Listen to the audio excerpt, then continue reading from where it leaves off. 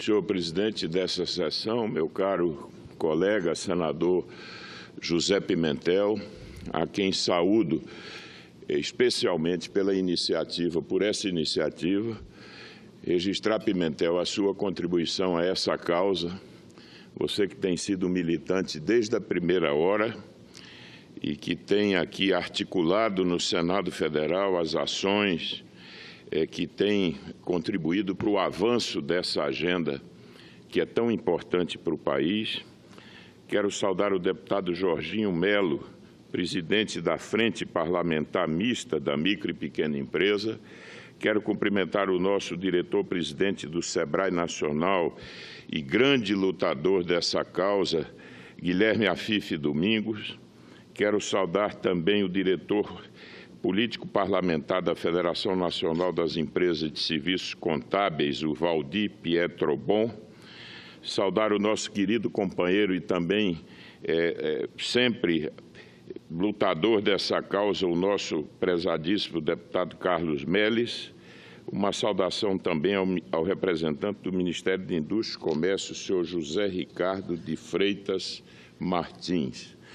Quero saudar todos que prestigiam esse encontro. Me permitam fazer uma saudação a representantes do corpo diplomático aqui presente, representante da Confederação Nacional das Micro e Pequenas Empresas, da Confederação das Associações Comerciais e Empresariais do Brasil, da Federação das Associações de Micro e Pequenas Empresas de Santa Catarina, demais representantes aqui presentes, representantes de outros ministérios.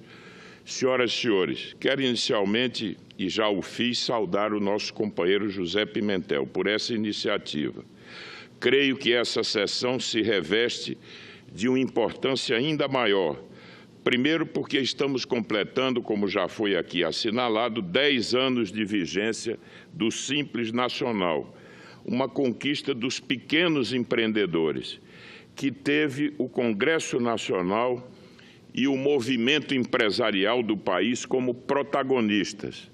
Nesse sentido, gostaria de relembrar a marcha em favor desse regime tributário que mobilizou milhares de pequenos empreendedores de todo o país, cobrando do Congresso Nacional e do Poder Executivo a aprovação dessa matéria.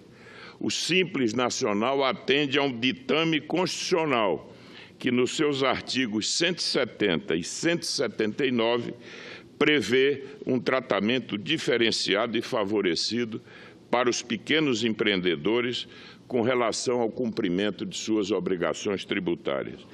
Esse regime significa menos burocracia, uma menor carga tributária e permitiu um avanço extraordinário no que diz respeito à redução da informalidade. Por exemplo, nesse regime, os empreendedores pagam, num único boleto, 8 impostos diferentes, que abrangem as obrigações com a União, com os estados e com os municípios. No Brasil, esse universo das micro e pequenas empresas representa quase a totalidade das empresas nacionais e contribuem com mais de 20% do nosso produto interno bruto e por mais da metade dos empregos formais do país.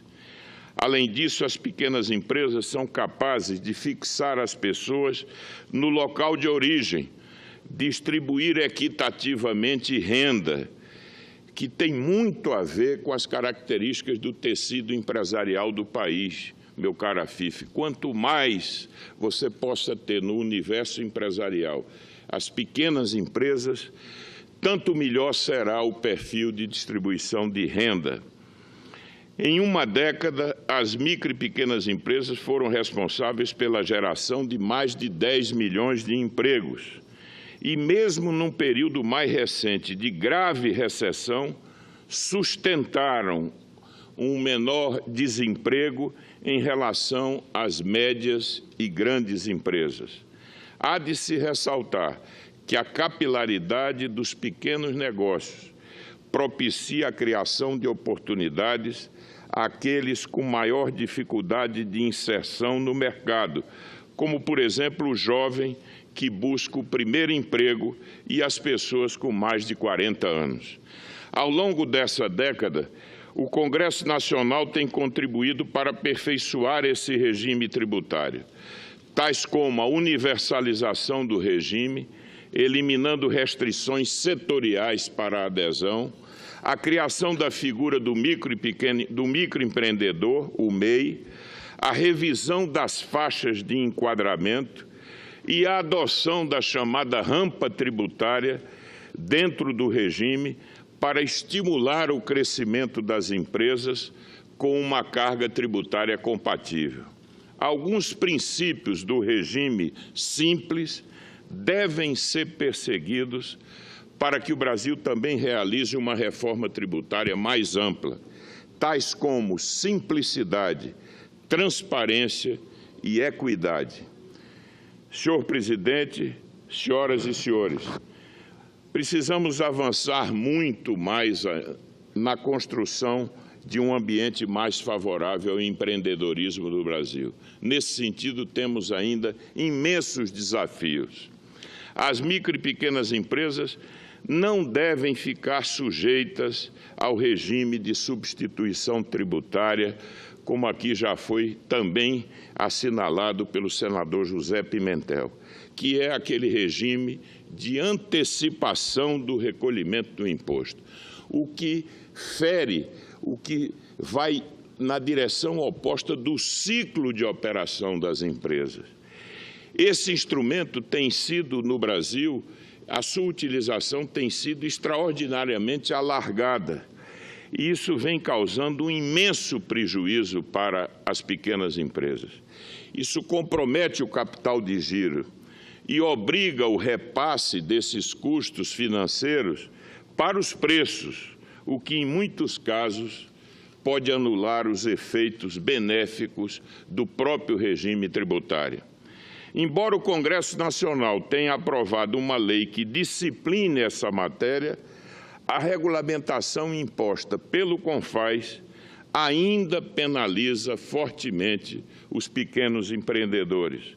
Além disso, levantamento realizado pelo SEBRAE aponta a existência de mais de 90 obrigações principais e acessórias aplicáveis às micro e pequenas empresas fora do âmbito do regime do Simples, o que, evidentemente, compromete também a simplificação desse regime.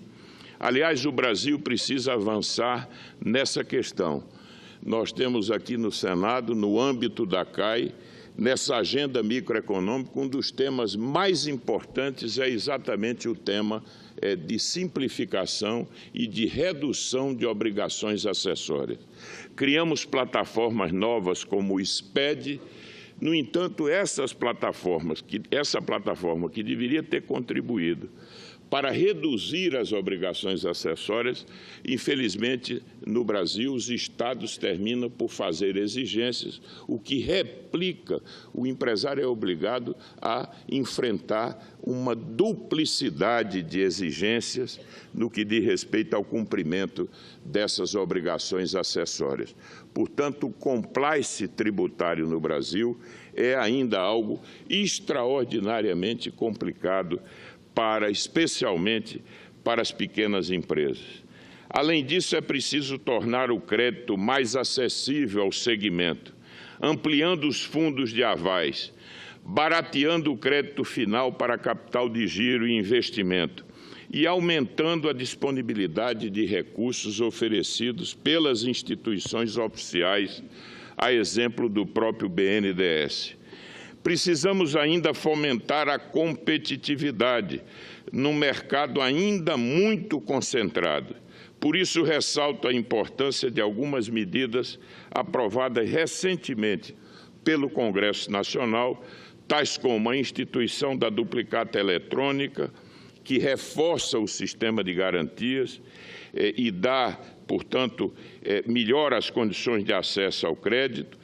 Precisamos aperfeiçoar o marco legal do cadastro positivo, que infelizmente foi implantado no Brasil há mais de 6 anos e não alcançou os objetivos pretendidos, mas agora, em boa hora, nós estamos corrigindo, em fruto, inclusive, da experiência que tivemos. Nós estamos introduzindo alguns aperfeiçoamentos nesse mecanismo que eu tenho certeza que farão com que esse instrumento possa deslanchar nos próximos anos.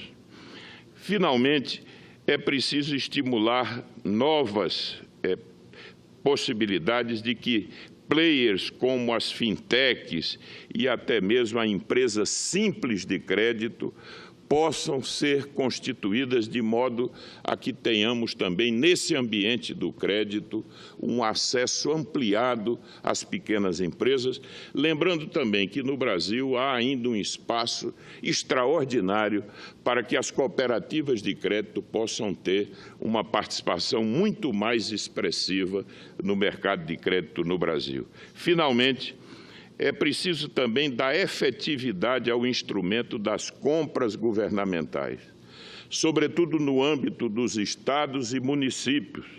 Uma política preferencial para as pequenas e microempresas é o caminho para a promoção do desenvolvimento local e qualificação das empresas de pequeno porte. Pelos cálculos do SEBRAE, se os municípios priorizassem o segmento, recursos da ordem de 40 bilhões de reais estariam em circulação nesse segmento. Senhor presidente, senhoras e senhores, estimular o empreendedorismo e fomentar os pequenos negócios é gerar emprego e renda. Inclusão produtiva por meio da diminuição da informalidade é também um caminho seguro para a redução das desigualdades. É o desenvolvimento na sua acepção mais ampla e plena, priorizar os pequenos empreendedores na nossa sociedade.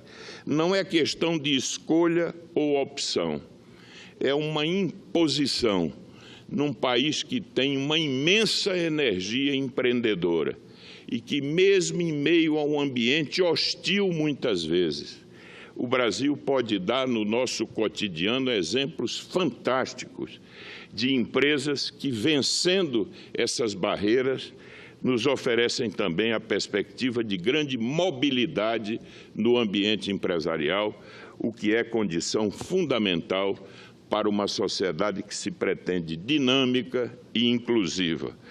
Parabéns a todos aqueles que lutaram por essas conquistas e vamos continuar juntos para assegurar novas conquistas. Muito obrigado a todos.